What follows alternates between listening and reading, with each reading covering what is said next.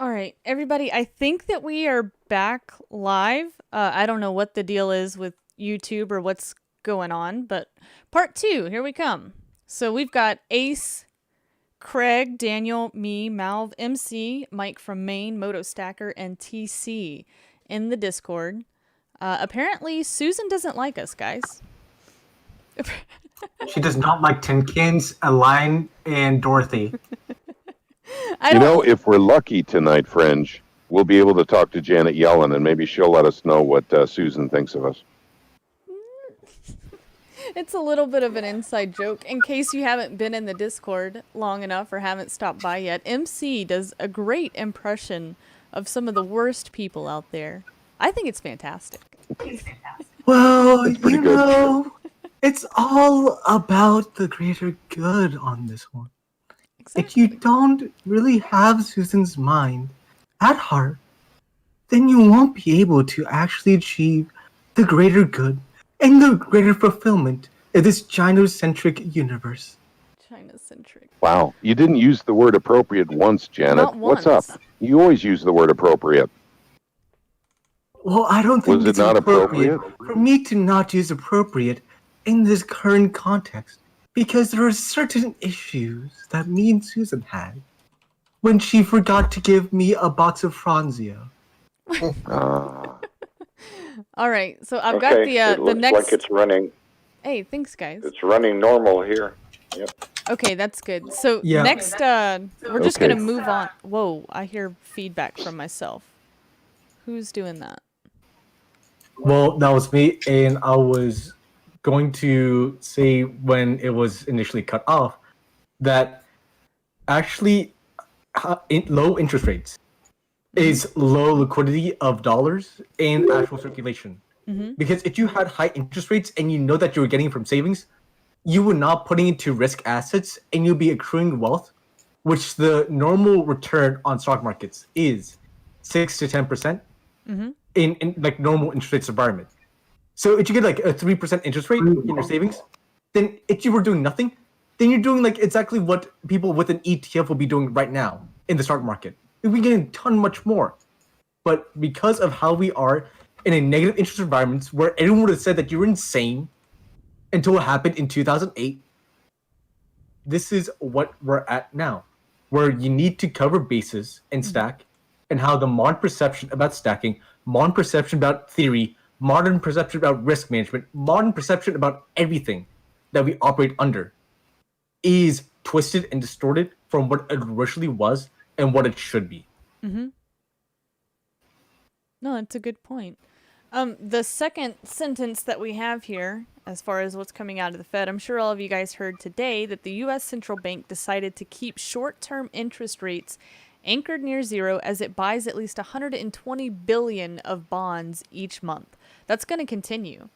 And I don't know how long it could continue for, but it says despite noting the economic strength as well as inflation that is on the rise, the policymaking Federal Open Market Committee unanimously decided to make no changes in its approach. The post-meeting statement noted that efforts to combat the pandemic have helped boost the economy, though more needs to be done. We need more. We need more funny money. More. We do. Again, Janet Hello? Yellen to provide support and liquidity to the market. It is because Mama Susan and Mama Facebook and Mama government and Mama Janet Yellen will provide all the support you need as long as you believe in the power of the Fed. Well, right. Janet, I'm sorry. I'm going to have to take the opposite side of this one. I think that basically it's all about continuing to provide never-ending liquidity to keep the bubbles inflated. I They don't can't see have them any deflate. bubbles. There was never any bubbles in the back here. Yeah, you're right.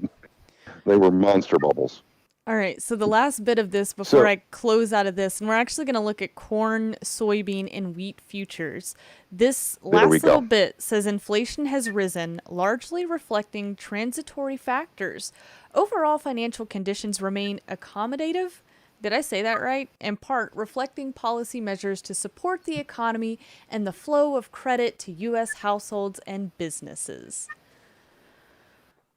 If you could see me rolling my eyes right now. Well, I got to tell you, and we've talked about this in the Discord quite a bit, as you know, Fringe, and MC and everyone else here. Corn going up the way it has been going up is going to have a dramatic impact at the grocery store. Whether people choose to, acknowledge this or not, or accept it, or believe it or not, is irrelevant. Prices are going up in the grocery store. And for those of you who missed it, roughly about a month ago, the mainstream media started warning about inflation in groceries. They knew this was coming too, except we knew about 2 years before they did. That's the only difference. So, I don't. With corn and every other food itself, it will get to a point where it is financially responsible, and the global initiative will allow the citizens to understand that they need to reduce their meat consumption, otherwise they'll be taxed intensely by inflation. By climate activism. That would allow people to have a more equitable district and palette of food, which is why you should have the poop burgers and bug burgers for your own benefit. Oh, and they'll have to make sure that the grain silos are kept miles apart from the ammonium nitrate warehouses that tend to blow up, like what happened in Lebanon. Their grain silos. That was good for gold, though, Mike. Do you remember when that happened last year? Gold went to $2,000 that day, Mike. Yeah. Yeah. All right, guys, check this out. So we've got this is from chat, Andrea C., whom she actually won the Silver Shield giveaway on the other channel. Oh, man, I messed something up. Hey, here. Andrea. News to cover. Give me just a second. There we go. Now I've got the right thing up on the screen. So Andrea says the bonds aren't the problem. It's all the mortgage-backed securities they're buying every month that should be scaring the hell out of everyone. Andrea, I do agree with this to a degree. And the reason being is that, what is it, TC? Every time that somebody has a mortgage or a house sells, your mortgage ends up getting sold 20 times. It's the same as silver, just not as dramatic, right? A house can be sold 20 times before it's in its final that's what they did in place. 2008. Yeah. Yeah. The thing is, I agree with Andrea too, because actually it's something that we talk about frequently, is that the Fed is also buying derivatives. Yeah. Now, they're not saying that openly. They're going to tell you, if Janet Yellen were here right now, she would tell you that they're buying bonds and treasuries and then a few other items. With the few other items that she mentions, or any other Fed president is referring to, is derivatives. So, Andrea, you're onto something right there. And we the know... thing is, go ahead. I disagree with that premise itself, because mortgage-backed securities was a huge thing in the Eurodollar market, but now is not at all, because what people shifted towards was CLOs, collateralized loan obligations, and they took bonds itself and put it into that. That is why you don't see much of mortgage-backed securities, because they use that as a scapegoat so they can blame their ills on that in the housing market, when it's now companies in the housing market, which is why most people call it the everything bubble. Because it's a stock market, the bonds that came with the stock market in the currency itself, in the housing market. That's why nothing has changed. And if you were to ask Janet Yellen what she would give, it is that the thing is that we stabilize the economy by utilizing offshore balance sheets to allow special purpose vehicles that allow the Fed to equitably give liquidity to the market to ensure the stability of the system itself. Don't you understand that these are not mortgage-backed securities? These are special purpose vehicles that has tranches of assets that is required to keep this system together. Don't you understand, Andrea? It is all about the greater good here. Oh, man. So actually, if we, I don't want to get too off topic here, but if we look at these corn prices right now, they are, let's see, what year was this? they're actually coming up to 2008 through, 2011, 2012 type numbers here, which is kind of scary to me because that wasn't a good time for us, was it, guys? It was pretty hard, actually, because we were in the Great Recession. Should have been the Greatest Depression, but everything got swept under the rug, and it looks like it's creeping back now. What scares me about seeing corn, soy, and wheat go up is people don't realize that that is such a huge part of their diet. And not just your diet, but all the meat that you eat. That's their diet, too. This is scary because every bag of Doritos, everything of bread, pasta, whatever you're buying is going to go up in price. And this is like the basis of cooking, right? Like if you actually cook. Maybe a lot of people don't still cook. I do. So this is a little bit concerning for me, even though I don't actually eat, I don't really eat a lot of corn, soybean, or wheat. But I know that the animals that I eat do. So beef will go up in price. Chicken goes up in price. Whatever you want, it's going to go up in price. This is soybeans here. Again, like that's hitting some pretty nice highs there. And I don't know if it'll stop because there's this discussion of commodities super cycle, right? So super cycle tends to mean that it's going to be long term, right, guys? Not short term? Yeah. Well, it's long term enough for the UN to have gotten concerned like 6 months ago and put out a warning, because things are in short supply. I'm thinking the whole decade and beyond. You think the whole decade and beyond? Well, Yeah. Eric Hoffner there in the chat, he says, we might see some inflation in certain things, but rates are going lower in the second half of the year. Velocity of money is way low. Lending is dropping. Wages not increasing. Oh, I like that. What do you guys think about that? Because they're in a tough position where we can't go much lower with rates. I guess we could step into negative territory. And we can discuss all of this. Velocity of money, all of it. I think we could have a slowdown. Go ahead, Craig. I think inflation could taper off for a little while. Bonds could rise, and maybe the commodities will pull back some, and then resume. So we've had a big run already. So it only makes sense to maybe pause and give some of it back for a while, and ebb and flow the other way for a little bit. TC? Well, I'm not 100% sure because I know I kicked the dead horse, gang, but what about these mortgage moratoriums? Mm-hmm. That plays a role here too. It does. And so at some point that's going to come to an end. And I mean, I don't know how I'm going to equate it with what Eric said. I think his name is Eric. Yes, his name's Eric. But the mortgage-backed securities and the mortgage moratoriums, are linked, to be sure. At what point do those securities, are they worth nothing because people aren't paying their mortgages, they're not paying their rent? Yeah. So, is there a financial earthquake coming for that alone? It's worth discussing, I suppose. But also Eric had mentioned, that the wages are not increasing. Mm-hmm. And I have to agree with you, Eric. That is a problem. However, I know that the federal government is probably going to address that, and it will be this year.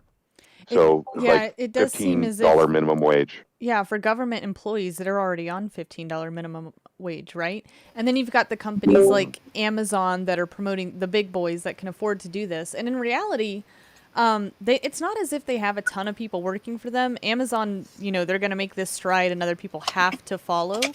But at what point can the little guy can't keep up with that, right? So, right. And we know Amazon is actually just filling their warehouses with more robots. They just need people here for now. That doesn't mean it's going to continue. And you've also got, this is something to consider as well.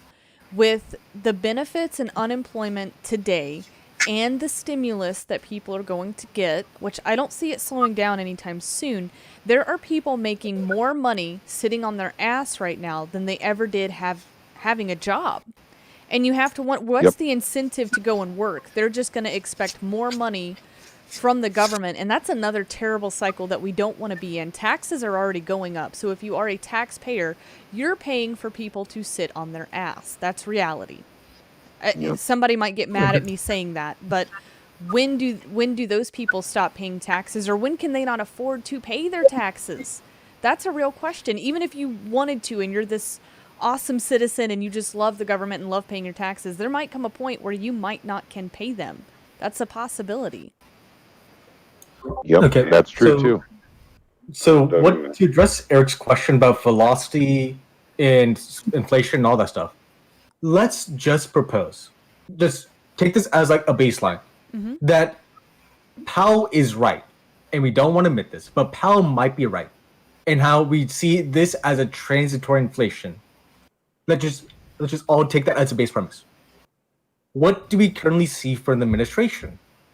It is a repeat of the Great New Deal and the entire idea of the Great Society policy reenacted again, while introducing the policy that caused the housing crisis in 2008. Have that issue a policy where they ignored credit scores and all that stuff to implement it again as well. Why is this important? It is because it's trying to incentivize money spend, like liquidity, and using debt as a way to fuel the economy by taking blood from a turnip. The reason why we have such lack of velocity is, think about it like this. Imagine if you were a boomer, and there's tons of them all around the world, where they want to retain their money and grow a little bit more, and have pension funds that are on the behalf of boomers, trying to get even 3 or 5% extra return, when they're if you're taking the best pension out there in the entire world, you will be at least 30% underfunded. Some are 60% underfunded, based on the liabilities and everything else. From that state, what can you do? There is not much you can do. You had to hoard, you had to keep up. That's why you have so many elderly go into the market and try to bid up wages and take them from those who are younger. It is trying to get money or get savings before they retire and they can't work anymore. It is pushing off retirement so they can actually save, so they can coast. So the promises that they were given, which were delusions and lies, they can fill out.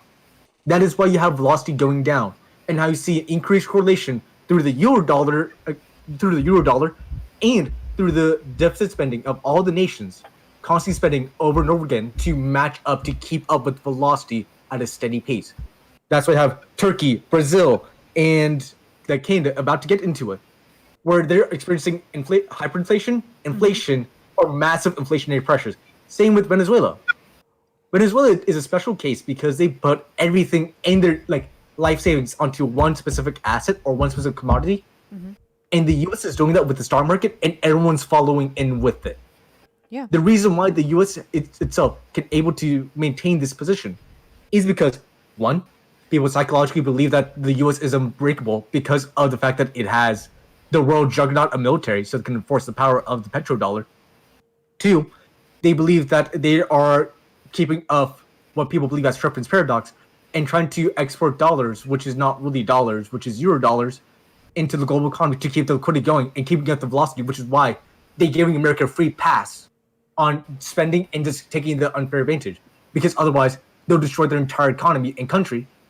Three, we don't have velocity because no one is young. Birth rates has been declining for a long time, and even below repopulation rates. We're not going to have a consumerist mentality in Europe anymore. That's not going to happen. Why? Because the Fed induced this. They deliberately caused issues with the interest rates and tried to keep up a false illusion of growth when there was no growth. There was no foundations for growth. So what did they have to do to keep up that illusion? The expectation policy that Bernanke admitted when he got interviewed after 2008 and said